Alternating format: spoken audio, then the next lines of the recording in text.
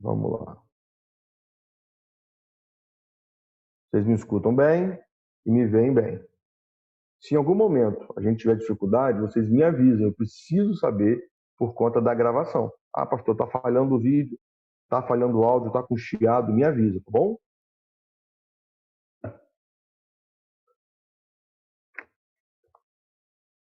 Marcial, tá me ouvindo bem? Beleza, Ouvindo então. bem, pastor? Beleza.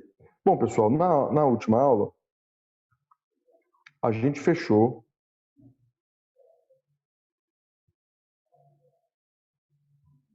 a questão da política, foi?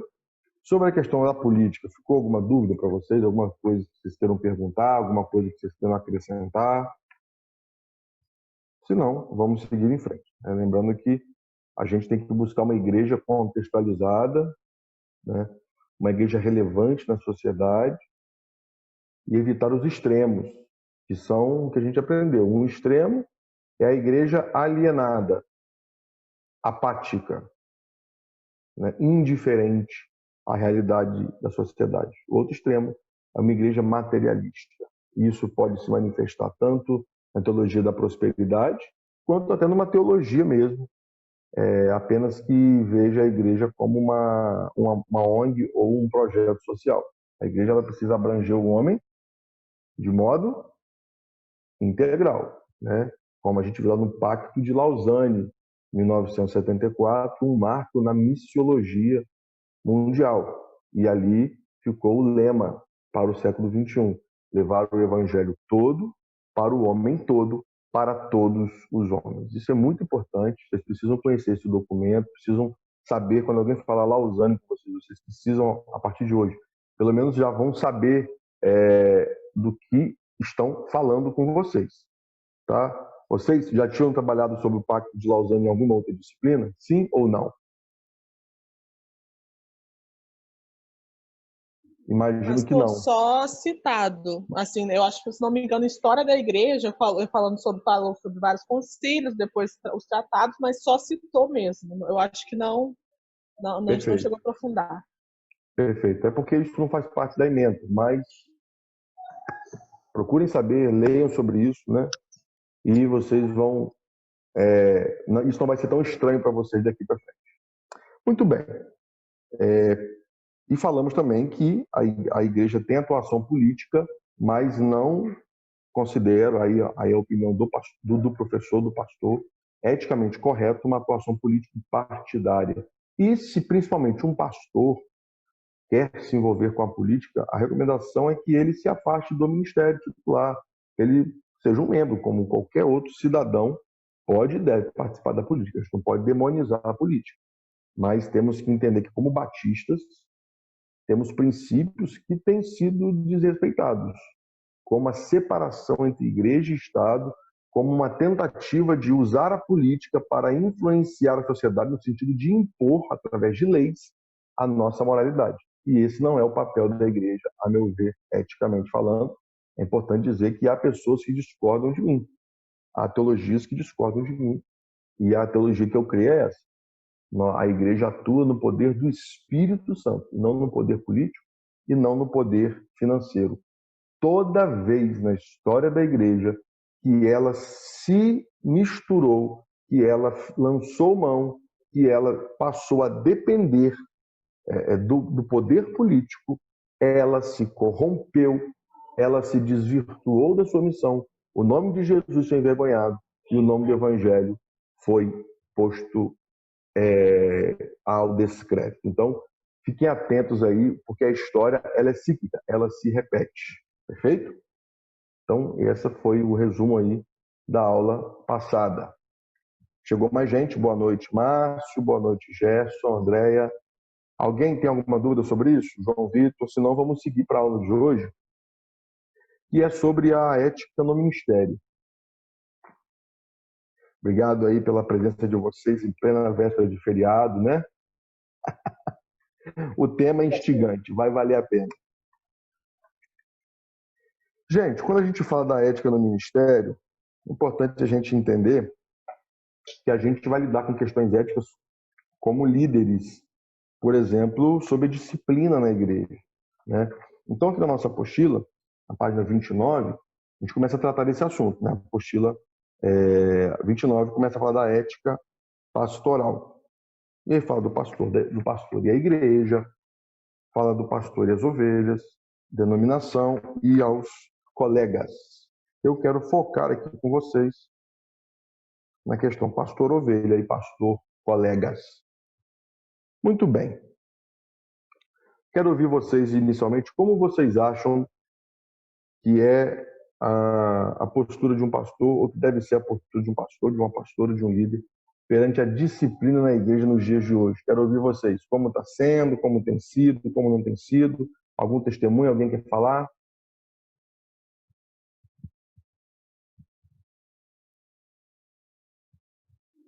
Né? O tema é delicado, né?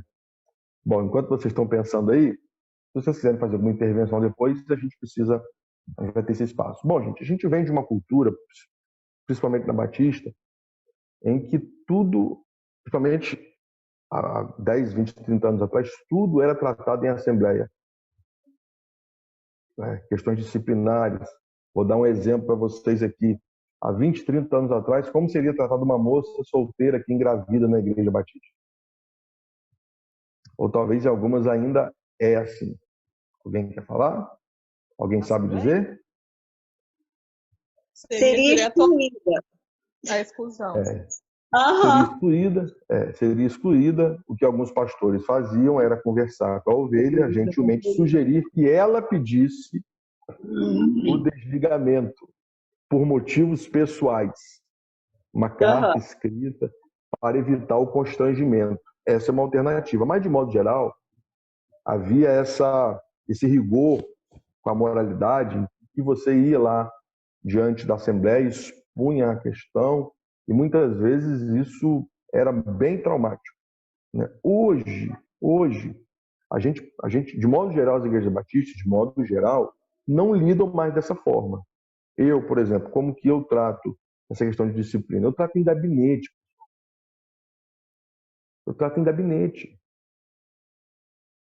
E aí a gente precisa lembrar que a disciplina na Igreja Batista ela tem três esferas. Ela tem a disciplina preventiva, que é o quê? O ensino bíblico, né?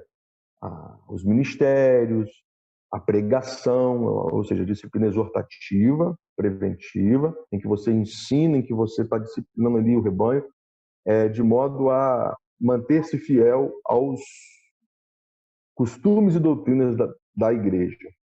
E normalmente esses assuntos são tratados no culto da manhã. Esse é o costume batista.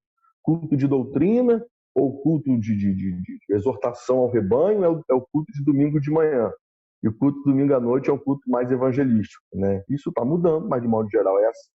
Então, domingo de manhã é o momento que o pastor tem para passar o sabão na igreja, né? No rebanho, tem também a escola bíblica, outros líderes. Então, é uma disciplina exortativa, preventiva. Tem a disciplina corretiva, né? A segunda esfera, a disciplina corretiva, que é quando a pessoa comete alguma falha, alguma falha moral e é passível de alguma censura, de alguma exortação, ser chamada a atenção, né? Ser disciplinada. E aí vem a terceira esfera da disciplina na Igreja Batista, que é a que a gente chama de disciplina cirúrgica. Disciplina cirúrgica, que é como, de fato, um membro do corpo está sendo necessário ser amputado. É uma disciplina cirúrgica. Aí é quando você leva um nome para o desligamento do rol de membros. Não se fala mais exclusão, se fala desligamento, né? Até por questões jurídicas, no novo Código Civil. Então, por exemplo, a gente não pode hoje, pessoal, isso ainda acontece, mas é raro, a gente não pode hoje expor uma pessoa em assembleia. Isso, antigamente, a coisa era, né, rasgada. A gente precisa ter preocupações com questões judiciais, com o direito à privacidade, com o direito à ampla defesa. Já houve casos de igrejas serem processadas por constrangimento público. Enfim, isso é raro, mas acontece. E a gente tem que preservar tanto a instituição quanto também a ovelha, que às vezes está sofrendo. E a gente tem que tomar muito cuidado, pessoal, com essa questão da moral, porque muitas vezes esse moralismo nosso é muito seletivo. Essa moralidade é muito seletiva, porque não se tolera a moça que engravida. Mas o fofoqueiro você não exclui, o caloteiro você não exclui, né? O marido que bate na esposa não exclui. Então, a gente vê, de modo geral, uma série de pecados que são acobertados e outros que são é, é, é, intolerados. Então, assim, a gente tem que ter, gente, a gente não pode ter uma balança enganosa. A gente não pode ter dois pesos, duas medidas. A nossa moral não pode ser de acordo com a conveniência. E muito cuidado com aquelas pessoas que são as mais moralistas. Fique atento. Estou falando aqui para líderes e futuros líderes. Fique atento, porque essas pessoas, de modo geral, são pessoas extremamente problemáticas quando não estão simplesmente atirando para tudo quanto é lado, porque querem esconder os seus próprios e terríveis delitos. Né? Passei por uma experiência assim como ovelha, eu não posso nem dar detalhes, nem de onde, nem de quando, não posso.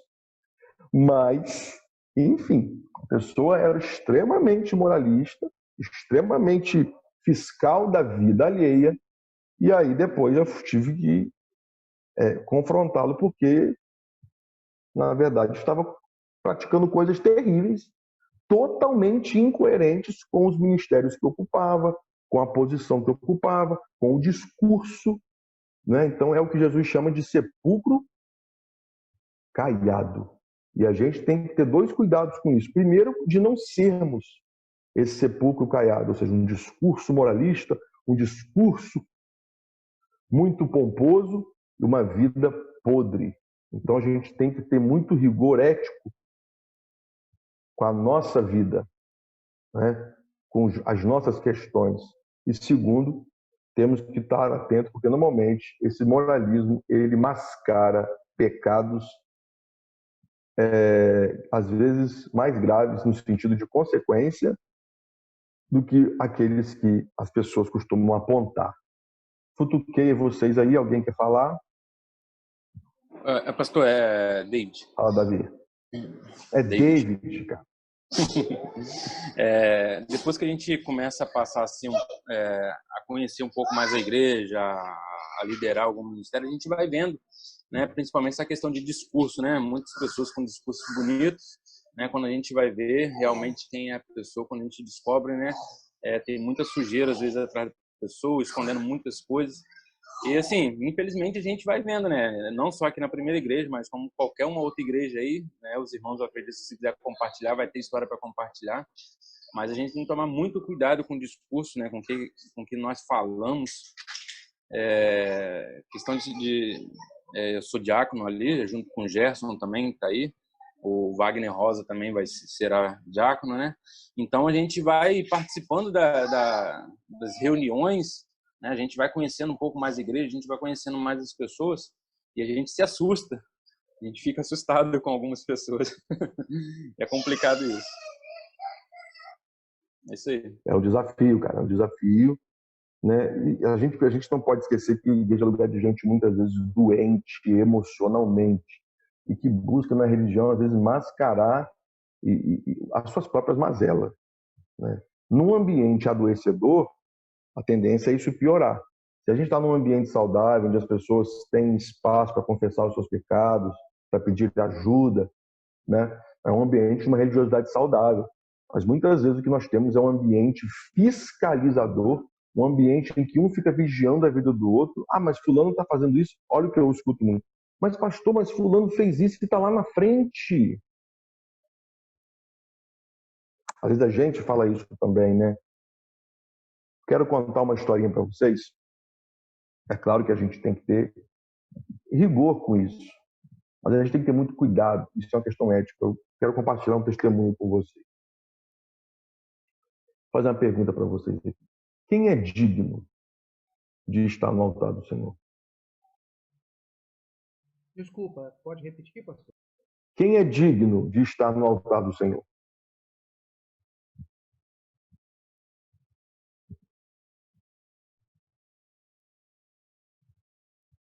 Quero contar uma historinha para vocês. Eu pastoreava uma igreja X e uma ovelha estava muito tempo afastado, assim, distante. Vocês estão me ouvindo bem? Estou ajeitando aqui, está caindo o suporte da câmera. Estão me ouvindo bem?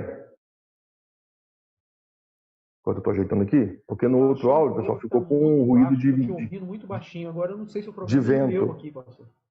Deixa eu aumentar o volume para ver. Ó, Marcel, Agora... você mesmo está te ouvindo baixo, você, Marcel. Talvez seja o seu. Ó, eu acho que o meu volume agora... Vê se o meu volume agora melhorou. Seu volume está ótimo, professor. Então tá bom. Melhorou? Então beleza, vamos lá então. O volume do Marcelo, só um minutinho, o volume do Marcelo está baixo, o restante está normal. Beleza. Se puder regular aí, Marcelo. Então assim, pessoal, a historinha é a seguinte: eu pastoreava uma igreja e esse membro, que tinha um histórico de ser muito ativo, participativo, um líder entre jovens, um rapaz que pregava e tal, ele passou por um esfriamento espiritual muito grande. E ele, inclusive, passou a morar, por conta de trabalho, morar distante. Então, só via em final de semana e tal, ficou fora. Só via a esposa de 15 em 15 dias e tal, ficou distante da cidade e tal, parada. E ele ficou nesse esfriamento assim, por mais de um ano. E sempre escapando de mim, né? Quando eu ia lá, ele estava ocupado. Quando eu chegava para visitar, ele saía. Não coincidia muito de eu conseguir conversar com ele. Até que consegui, marcamos, ele foi. Conversando. Tivemos uma conversa de mais de 2 horas no gabinete.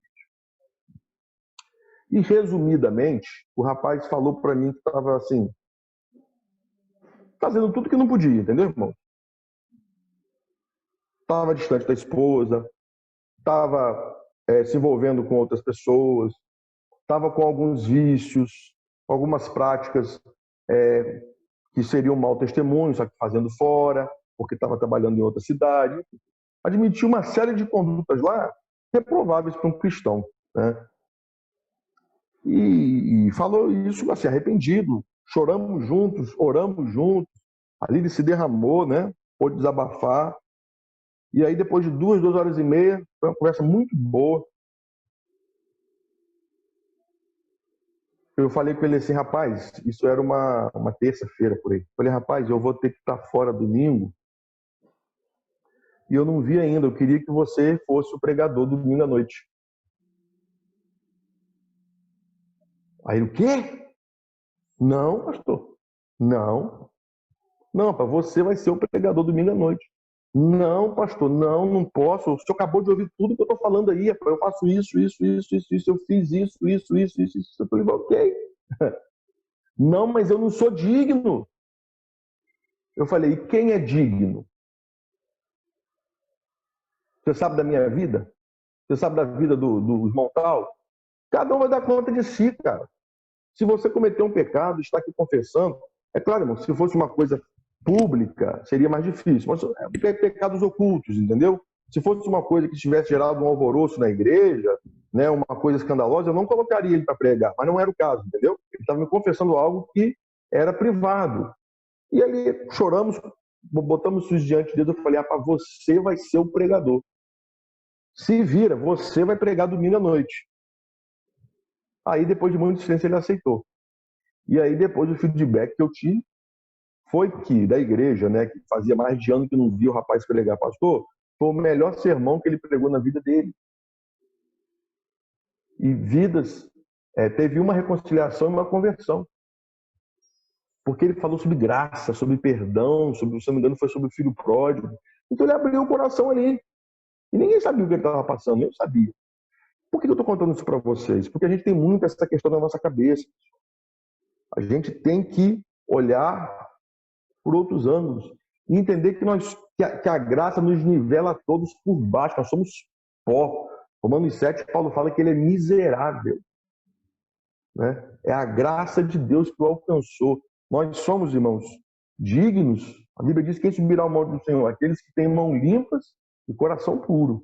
Então, se está em pecado, e todos nós somos pecadores, confesse, se entregue para Deus, e seguir em frente, sem esse moralismo, sem essa hipocrisia de ficar rastreando o pecado dos outros, né? Nós temos que estar muito atentos com isso, porque a nossa igreja está cheia de gente assim, cheia de gente assim. E não pode ser eu e você assim, porque disso assim já basta o rebanho adoecido. Que não seja assim com o pastor, que não seja assim com a pastora, que não seja assim com o professor do EBD, com o líder de jovens, que a gente tenha um coração alcançado pela graça de Deus, com um olhar gracioso. Veja, não é para passar a mão na cabeça de ninguém. É tratar no gabinete. E aí, pastor, mas quando que é caso para desligamento? Irmãos, caso para desligamento é o seguinte, pastor, fiz isso, estou fazendo, não me arrependo, vou continuar fazendo. Opa, aí é caso de desligamento, irmão. Agora, se o rapaz, se a moça engravidou, ou se o rapaz foi visto bebendo, essas coisas causam um grande escândalo na Igreja Batista, né? Ou se o homem traiu a esposa, enfim, essas coisas que são mais chamativas, como eu falei, né?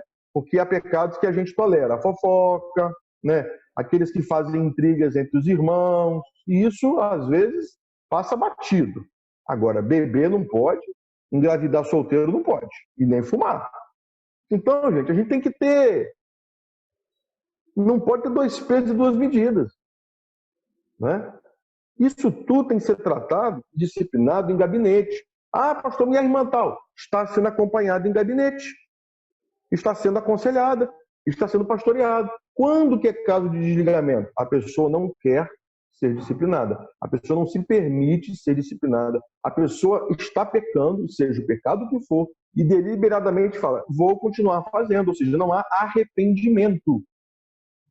E aí, você vai desligar alguém que já não faz parte do corpo. Porque não é possível um cristão, alguém que faz parte do corpo de Cristo, saudável, pecar e não se arrepender. Sobre isso, alguém quer falar alguma coisa? Uma coisa muito interessante, pastor. Marielle, depois Maciel. É uma coisa muito interessante. A gente está falando aqui para líderes, mas é importante falar, abranger isso também com a igreja. Eu tive uma experiência, eu acho que até já contei em outras aulas, com os adolescentes da igreja. E aí, eu com meus adolescentes, na época que estava tendo EBD presencial e tudo, muitos meninos. E eu reparei, uma lição que falava justamente sobre pureza, moralidade e tudo mais, eu abrangi justamente essa questão dos dois pesos e duas medidas. Porque muitos meninos tinham assim, umas brincadeiras de cunho um pouco homofóbico. Então, eu já queria cortar isso pela raiz, porque na escola deles eles tinham muito contato com essas pessoas, eles estavam afastando essas pessoas. E aí eu falei, gente, olha só, a gente condena a homossexualidade, condena o sexo antes do casamento, condena isso tudo, mas por que a gente não condena a mentira, a fofoca? Eu peguei todos os pecados que a gente não fala para disciplinar o irmão da igreja. E aí teve um adolescente, na época estava de 17, quase 18 anos, aí ele virou e falou assim, ele é muito engraçado porque ele me chama de senhora. Senhora Marielle, desde que eu sou criança, eu sou da igreja. É a primeira vez que eu estou escutando isso. Então, ele cresceu, ele foi do departamento infantil, na época que minha mãe liderava o departamento infantil, os juniores, foi para outra igreja, mas continuou na igreja, ele nunca desviou. E ele falou, Marielle, não só nessa igreja, mas é a primeira vez que eu escuto isso. Então, além de a gente falar para a liderança essa questão desse cuidado, do pastoreio, da disciplina, a gente precisa falar para os próprios irmãos, depois que nós entendermos isso, aplicarmos, falar para os irmãos, porque como a gente está lidando com pessoas diferentes, essa questão da moralidade, como você falou, muitos irmãos acham que estão certos porque ninguém nunca falou diferente para eles. É uma cultura, uma cultura de fiscalização da vida alheia. E cabe a nós, em púlpito, em EBD, em ministérios, explicar isso e iluminar, né? Porque isso é libertador, isso é libertador. E tem que estar muito atento, o Maciel quer falar, mas só acrescentar enquanto o Maciel não fala, pessoal, a gente tem que estar muito cuidado com os nossos próprios pecados, como líderes. né? Temos que estar atentos às nossas próprias mazelas. Mais importante do que ficar vigiando a vida dos outros. Num dos congressos do Instituto Hagai, aconteceu um fenômeno interessante. Numa das conferências do Instituto Hagai. Só havia pastores lá. Não é comum isso, mas aconteceu. E lá foi feita uma pesquisa anônima. Cada pastor, cada membro tinha que responder uma pesquisa sobre a sua intimidade, sobre as coisas, né? E era um formulário que era respondido de forma anônima. E depois foi divulgado o resultado. Todos os pastores ali, centenas de pastores ali, e foi divulgado o seguinte: 95% ali admitiu que praticava masturbação. 95% dos pastores estavam ali. Então, assim, a moralidade que a gente tem que estar muito rigoroso é com a nossa própria. É com a nossa própria. Né? Antes da gente apontar o dedo e ficar vigiando a vida dos outros, que a gente seja, para a gente não ser acusado de hipócrita, de fariseu, de sepulcro caiado. Porque senão a gente adoece e adoece o rebanho. Então, sejamos líderes saudáveis, libertos de pecados, de culpas, de qualquer tipo de vício, de escravidão, para que a gente possa também transmitir uma igreja, uma liderança, uma disciplina libertadora, acolhedora, perdoadora e não fiscalizadora do pecado alheio, entendeu, pessoal? Fala, Maciel. Vou além, não só fiscalizadora como juiz, pastor. Inquisição, Juiz né? também. Só falta a fogueira. Mas o que eu queria fazer uma pergunta. Então, tá me escutando aí? Tá dando para ouvir? Perfeitamente. O senhor contou essa experiência, um testemunho, e observando assim, eu não vim do meio batista, não fui criado no meio batista, eu vim de uma outra denominação, com princípios, valores, e até com a questão estatutária muito próxima do que é a questão estatutária da Igreja Batista, do sistema doutrinário, pouquíssimas divergências, mas o modelo de direção da qual servia não era uma liderança pastoral, não tinha um pastor fixo, mas era liderada por presbíteros ou os anciãos ou os irmãos mais experientes. Tá. Mas o que eu quero perguntar, essa experiência que o senhor contou é algo muito forte. E talvez se fosse dirigida aos futuros líderes que estão assistindo, nós temos agora, se eu não me engano, 14 participantes. Nós somos um total aí, talvez, de 34 alunos do CETEBS, e muitos deles talvez estarão entrando no ministério. Se eles teriam coragem de fazer o que o senhor fez. Porque eu duvido, pelo que eu já presenciei e pelo que eu estou vendo, em muitas lideranças que eu convivo do meio batista, e não é só meio batista, não. Isso eu estou falando também da liderança do qual eu vim. Eu duvido que alguém teria essa coragem de fazer essa diferença que o senhor fez na vida desse jovem. Ah, você está falando do rapaz que eu botei para pregar? O rapaz que o senhor contou da experiência. Que eu botei para pregar? Então, a pergunta seria, de cada 10 pastores, quantos teriam realmente essa coragem de conversar com o jovem, ouvir a sua confissão, entender o seu arrependimento e dizer, você vai pregar domingo. Então, assim, tem hora que eu fico um pouco confuso para compreender essa questão dessa liderança, desse formato, porque eu confesso que quando eu começo a olhar e ganhar alguma referência de líder, acontece alguma coisa que eu fico assim, rapaz, é contraditório para mim. É contraditório eu ver líderes criticando e malhando, entrando em guerra com outros líderes da mesma, sabe, sendo irmãos em Cristo. Tá. Isso me choca, porque se É a nós que somos fogueira, irmãos, rapaz. nós estamos batendo, imagina os ímpios, aqueles que são do mundo. Não podemos esperar Maciel, misericórdia. Então, Marcel, a Igreja Católica, ela está saindo da Inquisição e a Igreja Evangélica está entrando.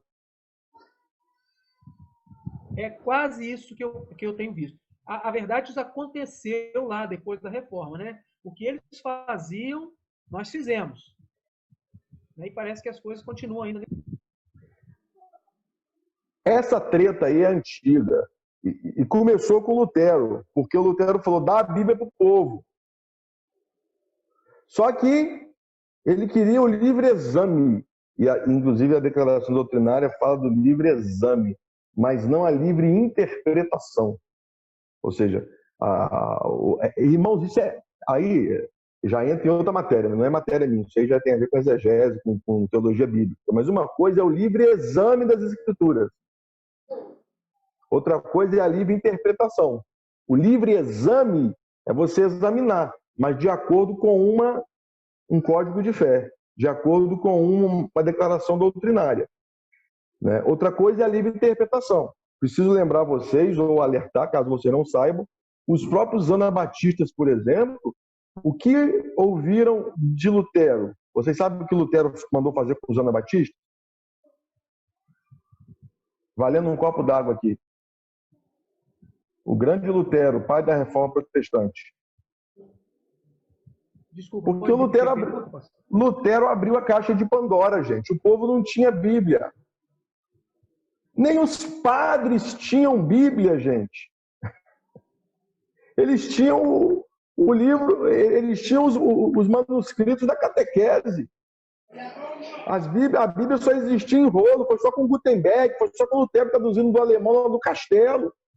Então o Lutero abriu isso, a Bíblia na mão do povo. Só que ele queria, depois que você abre a porteira, você não consegue fechar. E depois ele quis controlar a interpretação, ele não conseguiu controlar. Então, o que Lutero falou sobre os anabatistas, por exemplo, que são os pais da Igreja Batista, aí uma corrente diz que eles que fundaram a Igreja Batista, né, os anabatistas, o que pregavam o novo batismo, o rebatismo, que Lutero era contra, inclusive. O que eles falaram? O que Lutero falou para eles? Isso está registrado. A estes mate-os como cães. O grande Lutero disse isso. A estes, os anabatistas, mate-os como se fossem cães, porque eram hereges e tinham que ser assassinados. Então, a treta é antiga. Agora, sobre essa questão que você está falando aí, eu sei que você está falando a questão do Ed René, não tem como a gente entrar nessa pauta aqui hoje, irmão. O que existe é uma grande dificuldade de interpretação, uma palavra que ele usou lá indevida, quando ele fala atualizar, ele queria dizer contextualizar, e isso está na Declaração Doutrinária da Convenção Batista Brasileira, tá? Só que a gente não lê a nossa Declaração Doutrinária. A Declaração Doutrinária da Convenção Batista Brasileira diz lá no item 1, tópico 7, que toda a Escritura deve ser interpretada à luz da pessoa de Jesus.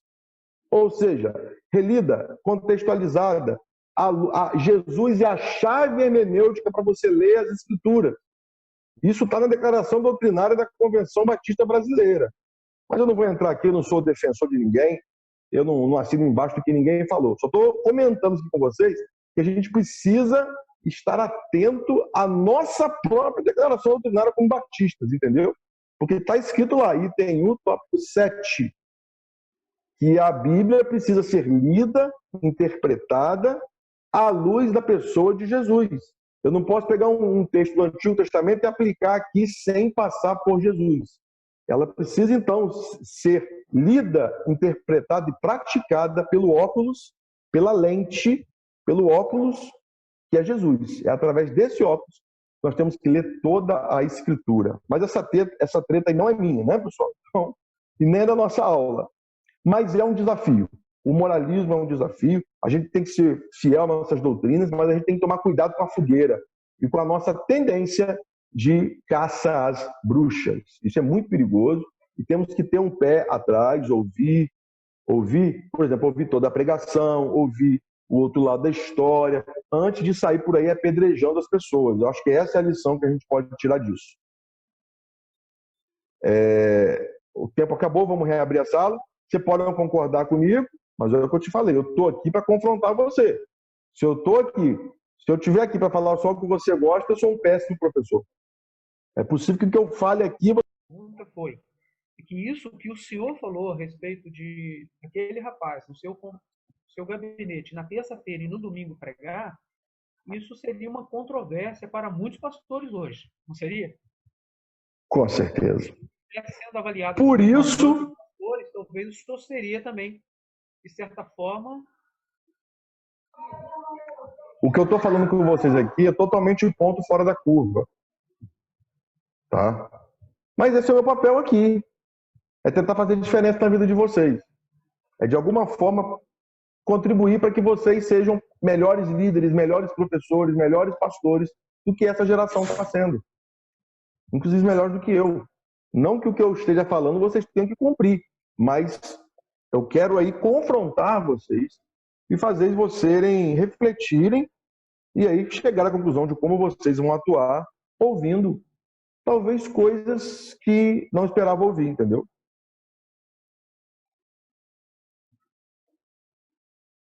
Mais alguém? A palavra está aberta, a palavra está franqueada.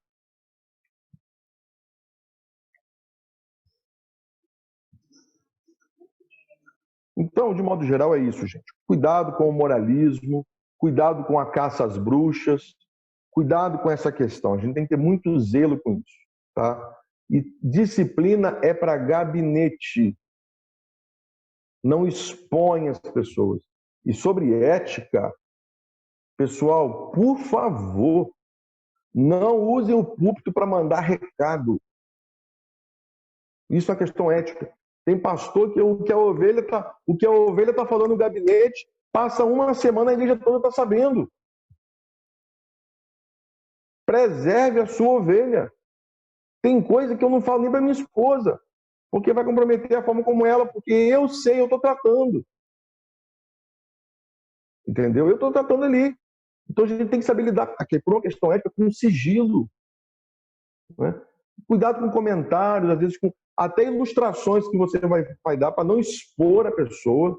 Então isso é uma questão ética também. Você precisa saber lidar com sigilo, com informações privadas, sem expor a pessoa ao ridículo, em exemplos, em sermões, em indiretas, tá bom, pessoal? Isso é muito importante. E é uma questão ética também, tá? Agora, estão me ouvindo bem? Tem algum chiado? Se tiver, me avisa, por favor, que está sendo gravado. O pessoal precisa ter qualidade para poder ver depois. Agora eu quero falar com vocês aqui sobre a questão do pastor com os colegas. O ministério, a ética no ministério pastoral. A apostila fala sobre a ética com o antecessor, a ética com os colegas e a ética com o sucessor. Eu quero, sobre o antecessor, dar uma palavrinha rápida com vocês aqui. Isso foi me perguntado logo no começo da disciplina, sobre como que eu chegaria numa igreja, se eu chegaria fazendo mudanças, se eu chegaria mudando tudo, etc. Claro que não. A gente tem que saber ter cuidado, pessoal, porque a gente está lidando com uma igreja que já teve um pastor antes, já teve um outro líder, às vezes uma outra visão. A gente precisa ter paciência para caminhar, para implementar a nossa visão junto com a igreja, respeitando a história daquele pastor que dali saiu, sabendo o seguinte: as ovelhas vão te procurar e vão te comparar para o bem e para o mal. Ah, pastor, mas o pastor tal não fazia assim. Então, pois é, eu não sou o pastor tal, eu sou o pastor Davi. Né? A igreja, o rebanho vai precisar de um tempo para se acostumar. É natural a comparação. A primeira atitude minha que eu fiz aqui quando eu cheguei em Atílio de Váqua foi encaminhar aos obreiros a sugestão de eleger o pastor que aqui passou, antes de mim, pastor Padilha, como pastor emérito da igreja. Minha primeira medida como pastor, porque era um pastor que ficou aqui, foi um pastor que por mais tempo pastoreou o rebanho, um pastor mais longevo, com um ministério de 24 anos, deixou aqui marcas muito boas. E a minha primeira medida como pastor titular em reunião pré-assembleia foi: irmãos, por que não elegemos o pastor José Padilha como nosso pastor emérito, ou seja, um pastor que mais marcou a história da igreja? E com aquilo ali, o que eu estava demonstrando para o rebanho com aquilo ali também? Que eu respeito a história de quem teve antes de mim, eu não estou aqui para destruir o legado de ninguém, e que a gente tem que honrar a história de quem passou antes da gente, né? Os erros a gente não comenta, mas os acertos a gente é importante ressaltar. A gente ganha o respeito do rebanho fazendo isso. Alguém quer falar? Alguém levantou a mão aí? Foi uma pessoa minha? Se não, quero entrar com você aqui no assunto, para mim, é o ponto crucial dessa disciplina. Ética entre os colegas. Gente, isso está tão raro. A ética, a gente vê E a falta dela nas pequenas coisas. As pequenas coisas. Por exemplo, eu quando vou receber uma ovelha aqui, uma pessoa que está frequentando a minha igreja e tal, o que eu faço? Ela quer vir para a minha igreja, está vindo de outra denominação. E às vezes vem rasgando do pastor dela, né? Mas o pastor fez isso, o pastor fez aquilo, e lá era assim, assim, assim, assim. Saiba, fique tranquilo, daqui a pouco o alvo é você, tá? Vá se preparando, né? Mas o que eu faço? Conversa com o seu pastor. Eu só peço carta, se for, né, ou aclamação, depois que ela liga, manda um e-mail, tenta um telefone, se tiver distante, ela tem que comunicar, o pastor dela precisa saber pela boca dela que ela está saindo da igreja. E, normalmente isso não acontece. E aí, muitas vezes, porque o pastor não ensina assim. Cabe a vocês ensinarem. Está vindo para cá? Avisa você, o seu pastor, conversa com ele. E aí depois eu ligo, e aí, rapaz, estou recebendo a irmã aqui e tal. Ela ligou para você, ligou e tal, como é que é? Puxa a ficha também, porque você não pode ouvir só o lado da ovelha. A ovelha chega descascando do colega, e o colega, rapaz, ó, cuidado com isso, assim, assim, assim, fica atento, ou é benção e tal. É importante. Isso é ética entre os colegas, isso preserva você de constrangimentos e te vacina, criando um rebanho que saiba também lidar com essa questão. Certo? Eu estou correndo aqui porque a ética a gente vê nas pequenas coisas, entendeu? Porque o que acontece muitas vezes é que um pastor batista que recebe uma ovelha, daqui a 2 meses pede aclamação e a ovelha não falou com o antigo pastor, o atual pastor não ligou para o outro colega, às vezes na mesma cidade. Isso é horrível, isso é feio, tá? Isso é feio. Então que você seja conhecido por sua postura ética, correta, né? Vai pregar, né? Alguém te convidou para pregar na igreja de outra pessoa? A líder da juventude te chamou para pregar lá na igreja batista do fulano lá a igreja batista a Esperança. Ah, querido, tudo bem? O seu pastor está ciente? Ó, pequenas coisas, pessoal. Pequenas coisas. Sabe por quê? Você não sabe, às vezes, a treta que você pode se meter. Às vezes, aquela ovelha está com um problema com o pastor e está te chamando para poder puxar o tapete do pastor. Gente, o ministério é tenso. A gente está o tempo todo pisando em ovos, tá? Porque as pessoas elas vão te procurar para reclamar do pastor delas, para reclamar da igreja delas. Não dê corda, porque o seu nome pode ser jogado, inclusive, em reunião, mas o pastor tal falou isso. Então, muito cuidado quando você está tratando de outras igrejas, de outros colegas, de outros ministérios. Recebeu um convite para pregar? O pastor está ciente? Ou o vice-presidente, que é o líder, quem é o líder, está ciente, autorizou, concorda? Em último caso, ó, pastor, me chamaram para pregar aí, tudo tranquilo? Como é que tá? A irmã tal, entendeu, gente? Isso não é bobagem, tá? São pequenas coisas que fazem a questão ética, tá? A ética muitas vezes se envolve também no próprio processo de sucessão pastoral, né? Seja transparente, seja correto. Eu tenho dificuldade muito grande, por exemplo, de falar de salário. A igreja, quando foi me convidar aqui, pastor, nós temos essa proposta aqui para você, essa proposta financeira aqui para você. Qual é a sua contraproposta? Eu falei, irmãos, eu já trabalhei com vendas, já fui sou corretor de imóveis, já trabalhei em muitas mesas de negociação, onde a gente lida com proposta, contraproposta, mas eu não estou fazendo negócio, então não existe para mim esse negócio de contraproposta. Os irmãos estão me oferecendo isso, amém. Isso é entre os irmãos e Deus, eu não estou aqui para discutir salário com os irmãos. Isso, não estou falando que vocês têm que fazer assim, estou falando que essa é a minha posição ética. Defina a sua e defina um padrão, certo? Isso é uma questão ética e isso marca positivamente ou negativamente o seu ministério. Entenderam o que eu quis dizer? Alguma dúvida? Alguém quer acrescentar alguma coisa sobre essa questão? Isso foi uma reunião com a comissão de sucessão pastoral, entendeu? Beleza? Agora, gente, sobre a ética entre os colegas, aí que eu quero chegar. Gente, isso está cada vez mais raro. E eu tenho muita esperança, eu peço muito a Deus, porque nós temos uma turma enorme, e aqui 1/3 está aqui. Eu preciso que todos vejam essa aula. Isso é muito importante. Olha, eu já fui seminarista, eu já fui pastor auxiliar, eu já fui pastor titular, eu já tive seminaristas, eu já tive pastores auxiliares. É um grande desafio. E o principal problema que muitas vezes permeia essa relação entre pastor, seminarista, auxiliar, pastor, pastor, auxiliar, é a falta de ética. Meus queridos alunos, por favor, sejam enjoados com isso. Seja alguém conhecido por ser enjoado com essa questão. Porque isso preserva você, isso preserva o seu colega. Tá? Vou dar um exemplo para vocês do que é ministério pastoral. Eu era pastor auxiliar de uma igreja no Rio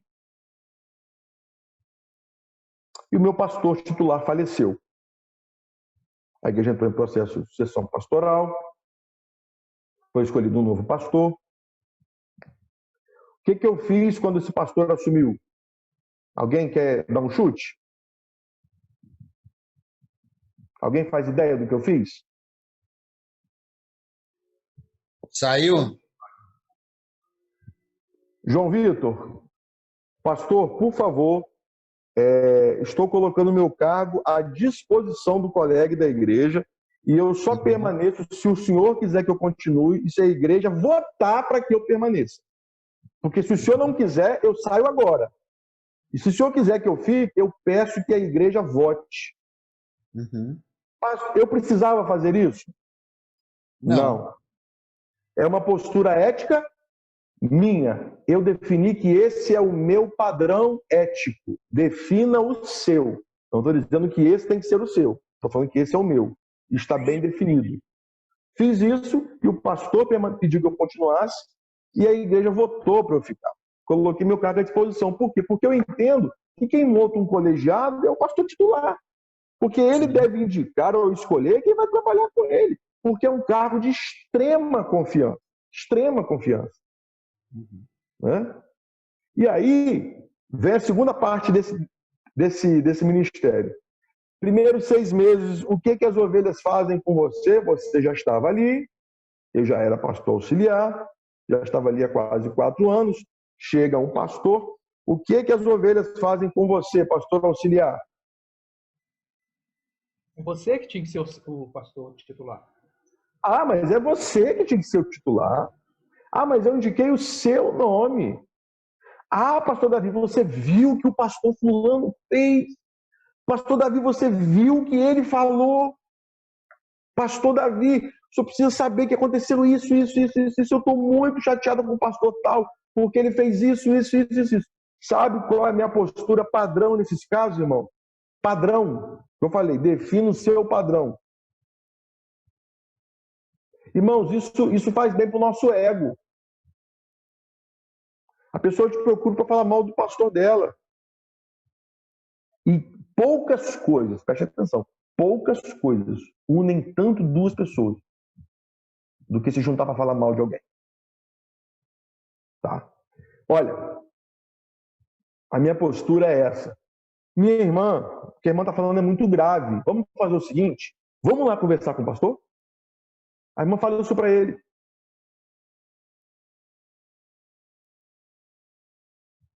Nunca mais me procurou. Agora, não costuma ser assim. Costuma se dar corda, dar ouvidos, porque está te elogiando, porque está criticando o outro. E eu já vi casos, já aconteceram casos, de que o pastor auxiliar deu corda para um grupo que estava contra o pastor e botou lenha na fogueira e vamos lá, esse pastor é um herege, vamos tirar ele, beleza. A igreja foi e tirou o pastor titular, depois tirou o pastor auxiliar também. Então, olha aí, é como diz aquela frase, né? Eu amo a traição, mas detesto o traidor. Não lembro de quem é essa frase, não sei se é de... Enfim, é um político famoso. A política ama a traição, mas detesta o traidor. Então, a primeira coisa que eu quero falar com vocês, sobre pastor auxiliar, pastor titular, seja leal. Não se junte para falar o que for do seu pastor. Não participe disso. Você pode ter todas as críticas a fazer com ele, a fazer dele. Fale para ele. Porque o seu nome pode ser usado numa reunião, mas o pastor Davi estava presente. Mas o pastor Davi me deu razão. Gente, seja enjoado com isso. Sejam enjoadas com isso. Porque as pessoas vão te procurar. Primeiro, porque elas querem eco. Segundo, porque elas querem o seu apoio. Não participe. E, se possível, avise. Avise. Isso é uma questão de lealdade. Tá? Isso é uma questão de lealdade. Não espere lealdade do rebanho. Porque a ovelha é assim. A ovelha é imatura. Agora, a gente não pode ter pastores imaturos. Líderes imaturos. Que às vezes, por convicção, às vezes achando mesmo, realmente o pastor fez uma burrada aqui. Ainda que o pastor esteja todo errado, fale com ele. Fale com ele. Gente, isso é muito sério. Porque se você for perguntar, eu tinha sérias críticas para fazer ao meu pastor. Eu tinha. E algumas coisas que as pessoas vinham me queixar, eu dava razão na minha mente. Mas nunca falei para a ovelha isso. Porque, gente, eu costumo dizer o seguinte: o prato preferido de uma ovelha no domingo, na hora do almoço, você sabe o quê? Pastor frito, pastor assado, pastor ensopado. Ovelha fala mal de pastor. Ovelha fala mal de pastor. Como os empregados falam mal do patrão ou do gerente. Isso é natural do ser humano. Não era para ser assim, mas é.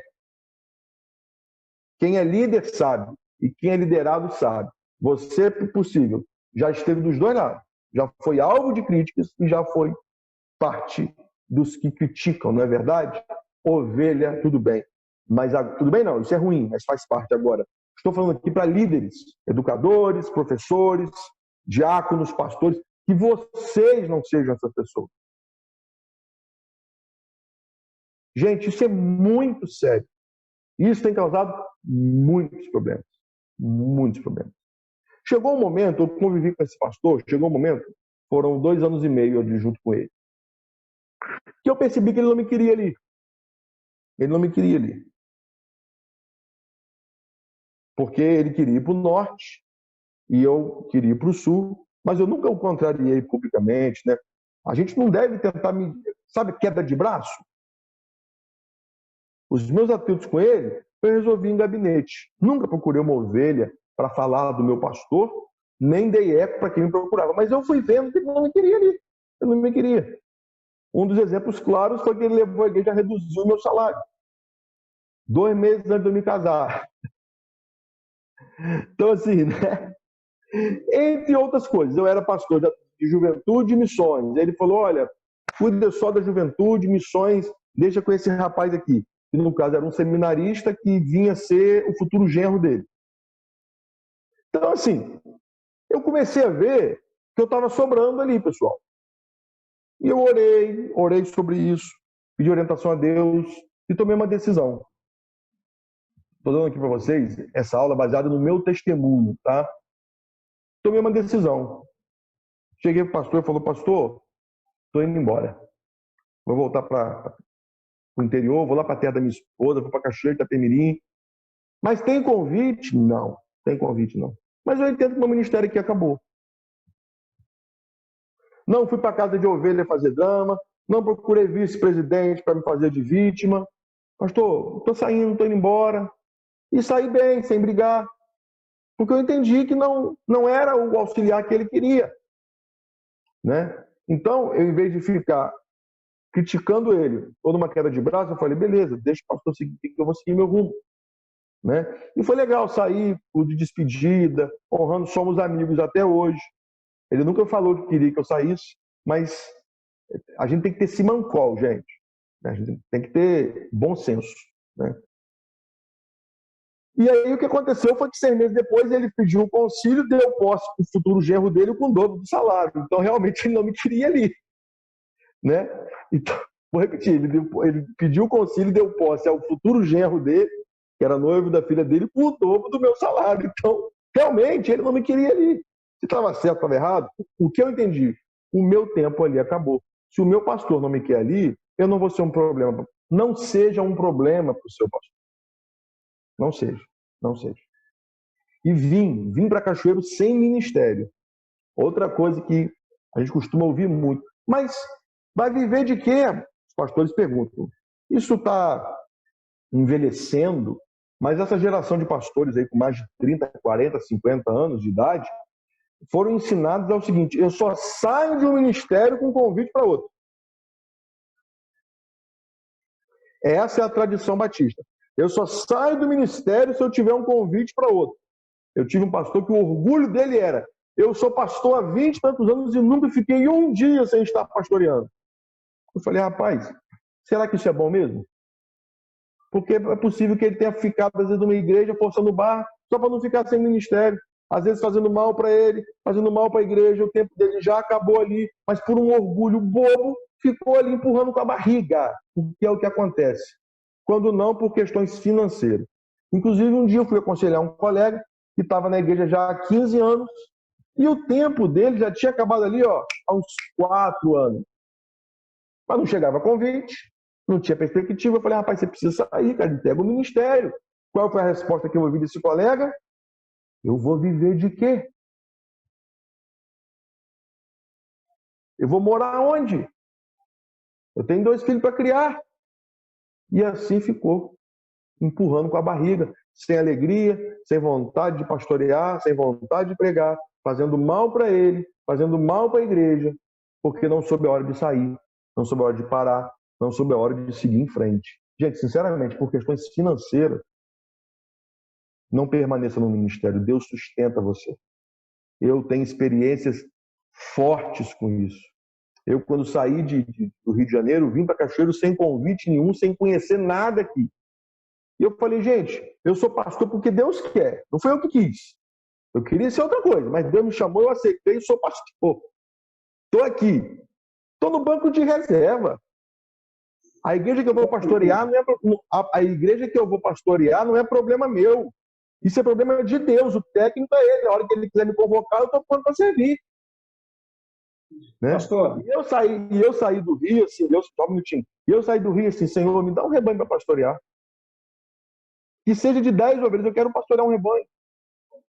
E me dá condições de sustentar minha família. E com 6 meses, eu estava finalizando o processo para poder ser pastor em Cachoeiro. Foi Deus, foi Deus. Não vim com convite, não vim com indicação, não vim com conhecimento de ninguém. Vim na dependência de Deus. E se Deus te chamou, Deus vai te sustentar.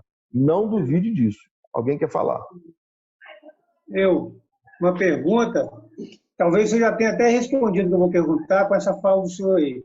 Mas eu gostaria de saber se isso já aconteceu com o senhor e o que o senhor acha dessa prática de um pastor pedir avaliação da igreja. Por exemplo, 1 vez por ano, 2 vezes por ano. Mesmo que a igreja esteja correndo assim, na mais perfeita... Fiz 2 vezes. Fiz 2 vezes. Quando eu completei 3 anos no Novo Par, eu tive um problema lá com uma liderança e tomei medidas duras, difíceis, e fui acusado de coisas que eu não fiz. E aí eu falei: gente, isso é uma oportunidade, porque se realmente eu sou isso aí que estão falando, eu estou errado. Se realmente o que esse irmão falou, foi um irmão, se realmente o que esse irmão falou procede, eu não posso continuar. Eu preciso ouvir. O que eu fiz? Chamei meu vice-presidente, falei: irmão, aí que tá, ó, é a minha postura ética. Irmão, estou aqui há 3 anos, eu fui ofendido, isso aconteceu, irmãos, numa assembleia. Tá? Eu fui ofendido, fui acusado de coisas que eu não fiz, foi grave, foi humilhante, foi uma coisa muito, muito, muito chata, tá, pessoal? E eu falei: olha, se realmente o que esse irmão falou procede, vocês precisam me dizer. Vamos fazer o seguinte, irmão, eu vou me afastar 15 dias da igreja e eu quero que o irmão reúna uma comissão de avaliação do ministério pastoral. E que os irmãos me digam o que acham do ministério, críticas, elogios. E eu quero que todo o rebanho fale. E foi assim, durante 15 dias o vice-presidente conduziu a igreja e foi feita uma comissão e foi feito um formuláriozinho, os irmãos preencheram lá e tal, parará. Depois me devolveram esse formulário. E eu falei, olha, eu quero que a igreja vote. Se ela quer que eu continue como pastor, não. Por quê? Por quê, Gerson? Porque eu fui muito ofendido numa assembleia, eu fui acusado de coisas graves, de ser ditador, enfim, coisas assim, né? Que foram muito constrangedoras. Eu falei, se realmente eu sou esse cara, me avisa que eu tô saindo. Agora, se eu não for, me fala. E o rebanho se reuniu lá, e o que aconteceu? De forma unânime, a igreja votou pela minha permanência. De forma unânime.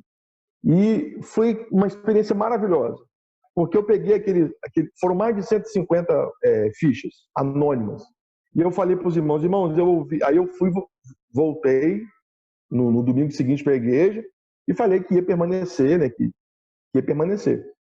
Eu falei, irmãos, eu estou muito feliz, porque aqui eu li menos críticas do que eu esperava, e faltou aqui muita coisa, irmão.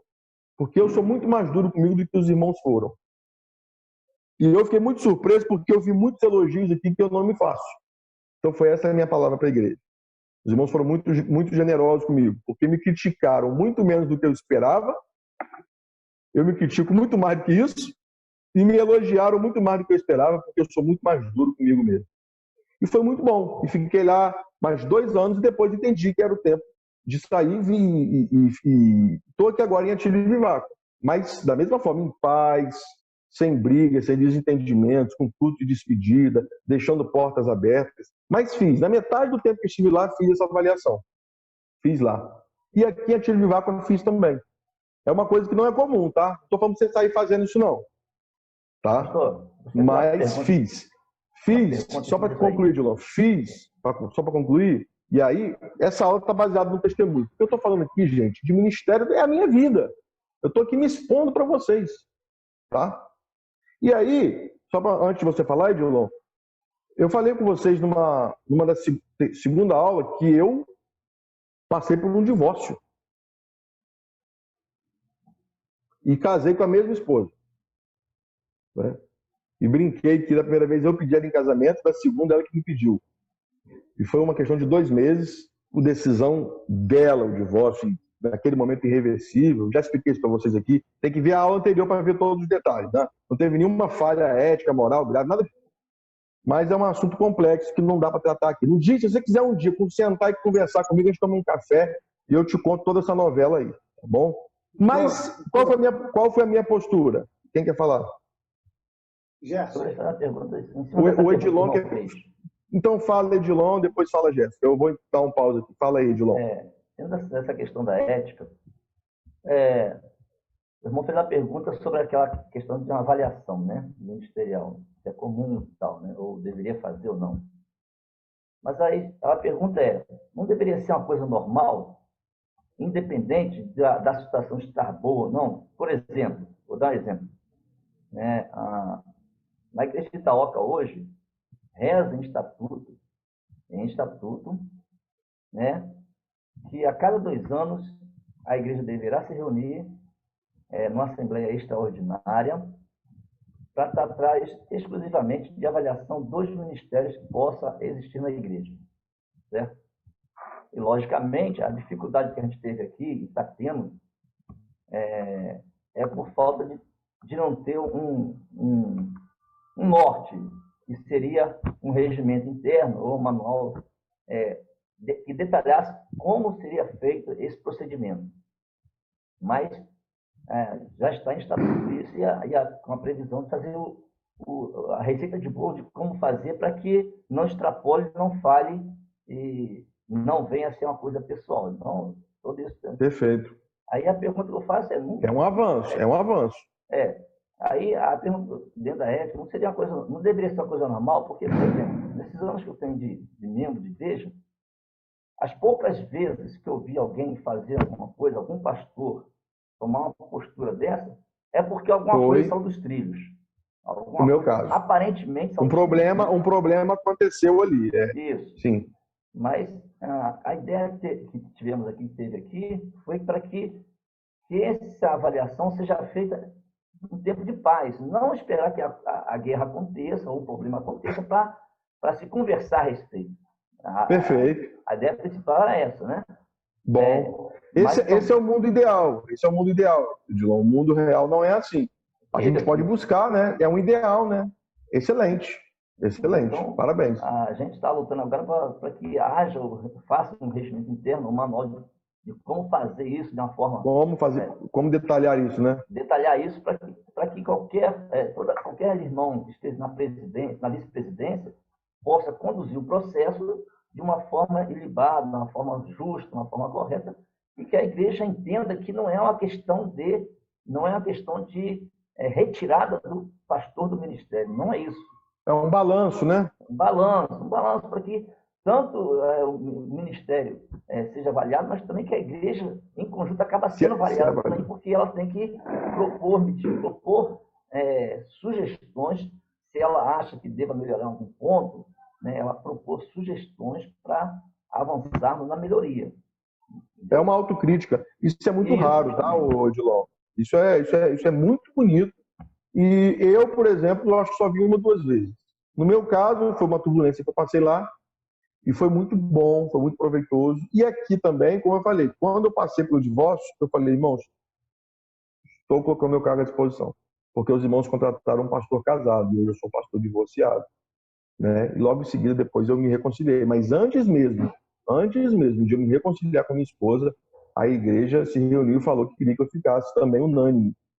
Né? Mas o que você está falando é o mundo ideal. Seria muito bom se isso fosse feito independente de problemas, né? Isso é muito bom. Fala, Gerson.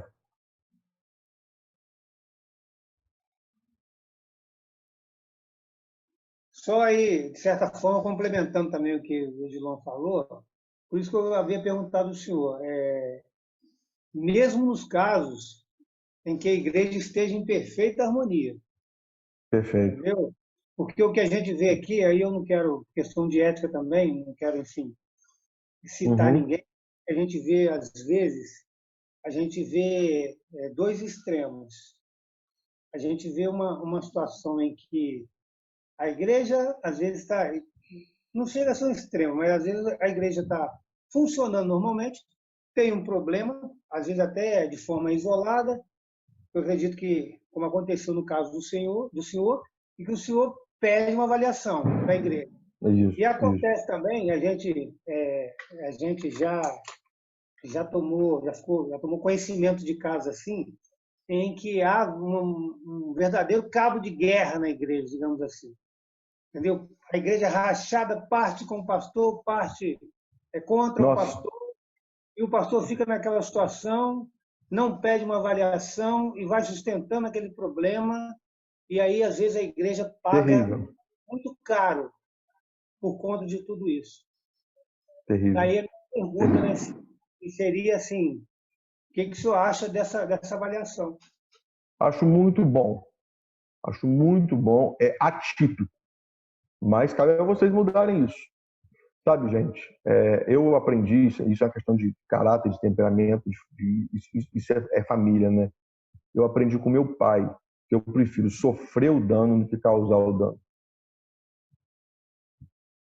E Paulo fala isso, né?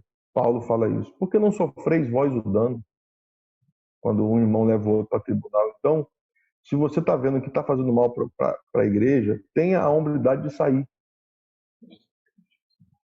Não divida a igreja, em hipótese alguma. Não faça isso. Não faça isso. Né? Não vá até o fim brigando, se defendendo, se argumentando, sabe? Às vezes a gente tem que saber caminhar mais uma milha e por vezes, sair é melhor do que rachar uma igreja, do que, sabe? Quando você tem uma visão, algo que você quer fazer e problemas que você precisa enfrentar, enfrente. Mas se ficou claro que você é o problema, Ou seja, não seja você um problema para a igreja. Não seja você um problema para o seu pastor. Não seja você um problema para o seu rebanho. E sobre isso, gente, muito cuidado. Muita atenção. Se você é titular, quando for escolher um auxiliar. Gente, nessa relação pastor, seminarista, pastor titular, pastor auxiliar, a confiança tem que ser algo precioso. Precioso e muito, muito importante. Muito importante. Então, você precisa ter o saldo de pessoas que você minimamente confia. Cegamente, a gente não pode confiar em ninguém, mas alguém que seja leal.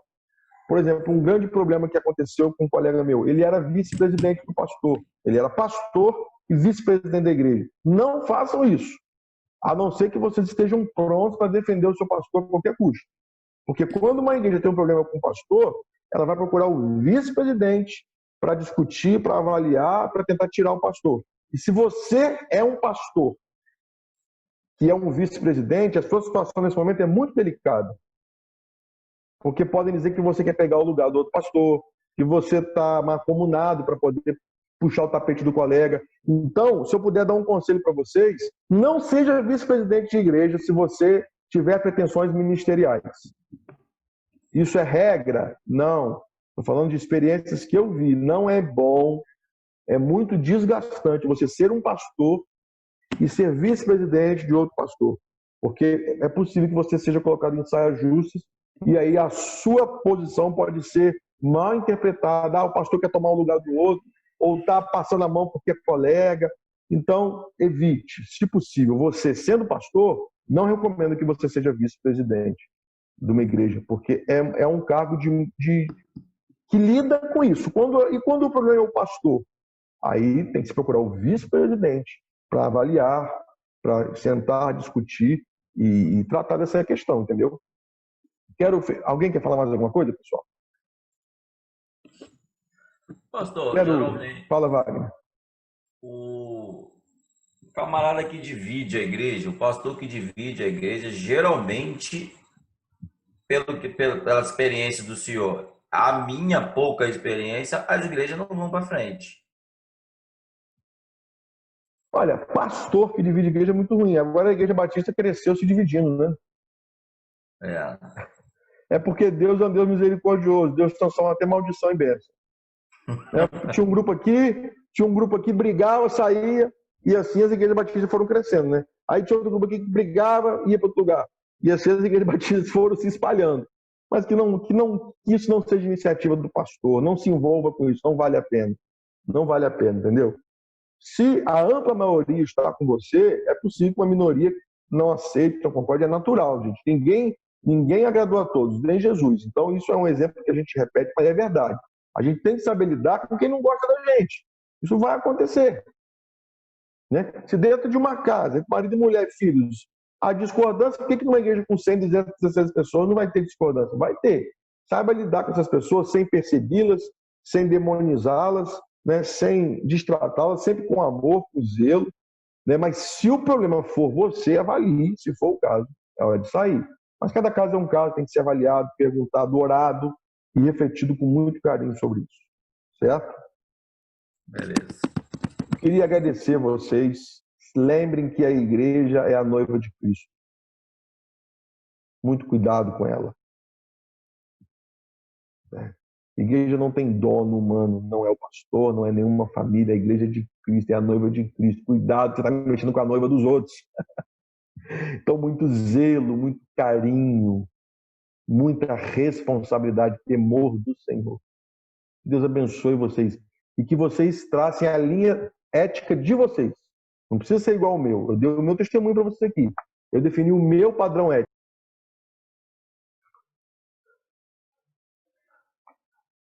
Esse, como eu estava dizendo, pessoal, esse é o meu padrão. Eu defini o meu. Definam o de vocês. Ouçam a minha, a opinião de outros colegas. Vocês não precisam copiar o que eu faço. Mas tenham um padrão ético, independente de qualquer coisa. É uma postura e tem que ser coerente. Tá? E sejam enjoados com a questão ética. Em tudo. No trato com o rebanho, no trato com outros pastores, no trato com a sua equipe ministerial. Tá? Lealdade é uma coisa muito importante dentro do ministério colegiado. né? Eu já tive boas e más experiências com auxiliares e com seminaristas. Então, dizem que o pastor acha que sabe tudo, o seminarista tem certeza, né? Então, cuidado, vai devagar, né? Se permita ser cuidado pelo seu pastor, não seja um problema para o seu pastor, né? Tenho certeza que vocês vão aprender com os erros e com os acertos dele. Não são só os acertos, você aprende com os erros e com os acertos. O que vai fazer e o que não vai fazer, né? É a sua referência, igual pai e mãe. É a sua referência do que você quer ser, do que você não quer ser, mas é sempre uma referência.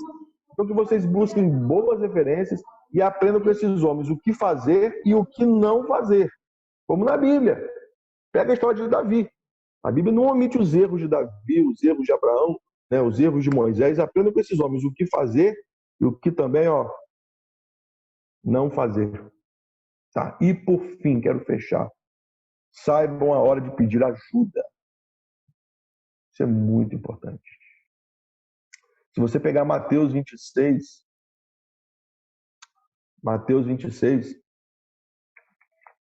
Jesus chega para os discípulos e fala o quê? Eu não estou bem, vocês podem orar por mim?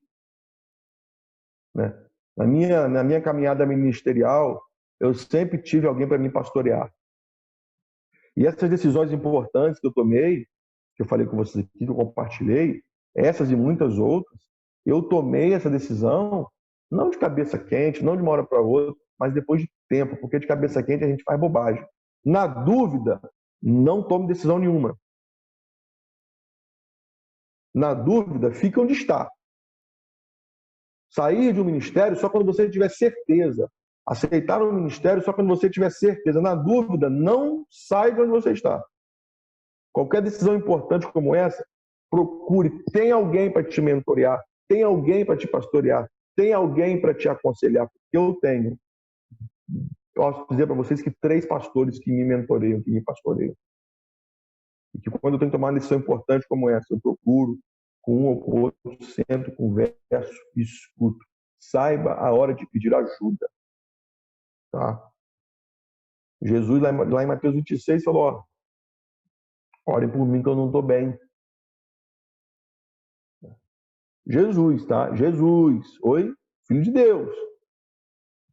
Isso ele disse para os 11. Aí diz o texto que ele chamou 3. E fez o que com esses 3? Para esses 3 ele abriu o coração. Olha só, hein? Tinha 12. Um foi traído. Dos 11, ele no Getsemane, ele chama 3. E fala para Pedro, Tiago e João, que não estavam no barquinho, estavam no Getsemane. Jesus fala para eles assim, eu estou profundamente triste até a morte. Ficai aqui e vigiai comigo.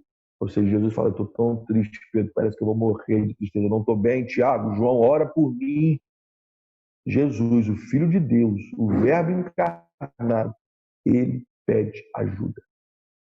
Ele abre o coração. Então, tenha essa prática. Tenha alguém com quem você possa desabafar. Porque por mais que você seja amigo da sua ovelha, não pode ter esse nível de intimidade. Apesar de que Jesus estava ali, mas estava entre líderes. Tenha pessoas da sua relação próxima, da sua confiança, para desabafar. Agora, tem coisas que é só você e Deus, né? Porque diz o texto, lá de Mateus 26, que Jesus, adiantando-se um pouco mais, prostrou o rosto em terra. E ali ele desabou. E falou coisas que só Deus podia ouvir. Então, no meio da multidão, tinha 11. Dos 11, ele chamou 3 e abriu o coração. Mas mesmo assim, tem coisas que é só você e Deus. Ele diz o texto que ele avançou um pouco mais, o rosto no pó, e rasgou o coração para Deus. E quando volta, acha Pedro roncando, Tiago babando em cima de João, né? Porque os seres humanos falham com a gente falha com eles. Mas Deus não nos abandona, Deus não nos desampara de modo algum.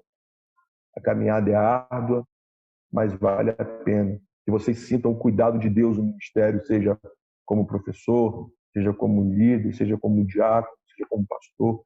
Que a ética seja primordial na sua vida, na sua postura. Ética tem a ver com coerência. Ética tem a ver com um padrão de conduta. que você seja criterioso com isso, que você se permita ser conduzida e conduzida pelo Supremo Pastor na sua vida, nas suas decisões e nos dilemas éticos que você vai enfrentar no ministério. Amém? Queria agradecer vocês. Tinha muitas outras coisas que a gente poderia tratar, mas eu busquei aqui tratar do primordial com você. Alguém quer acrescentar alguma coisa? Esse término de disciplina está por hora.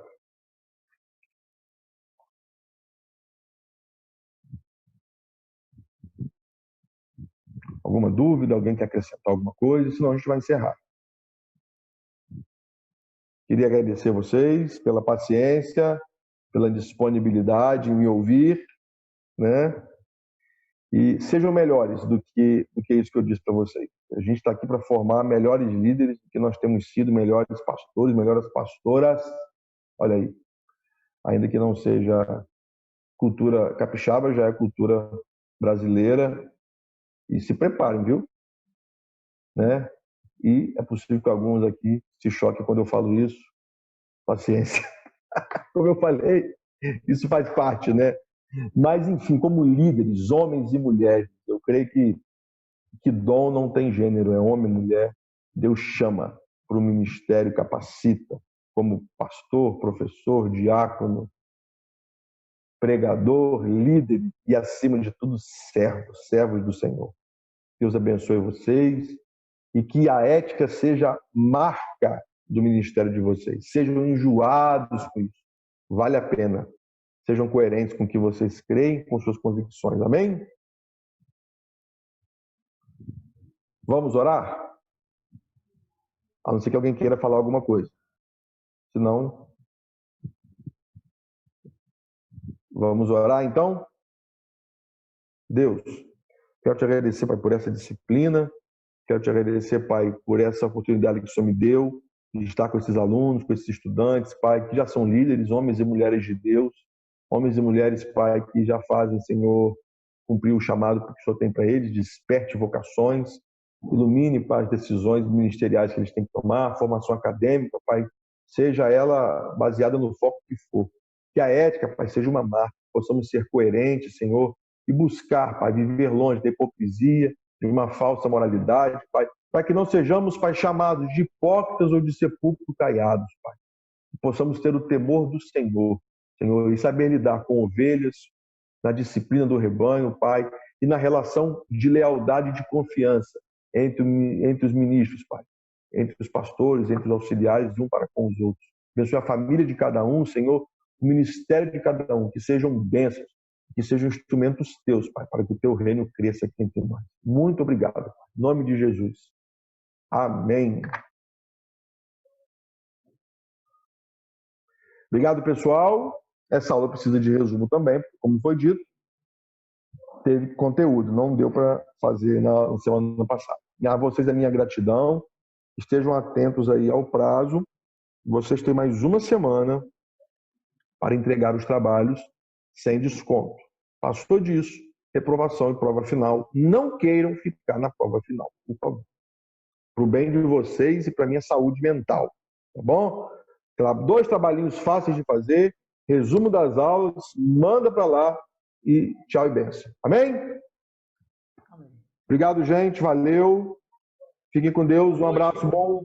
Com Deus. Bom novo modo para vocês aí adiante. Vão em paz. E até a próxima, se Deus permitir. Boa noite a todos. Valeu, pessoal. Boa noite, gente. Foi uma honra poder ser o professor de vocês nessa disciplina e que Deus permita que a gente se encontre novamente. Valeu, gente. Um abraço. Um abraço. Amém. Boa noite.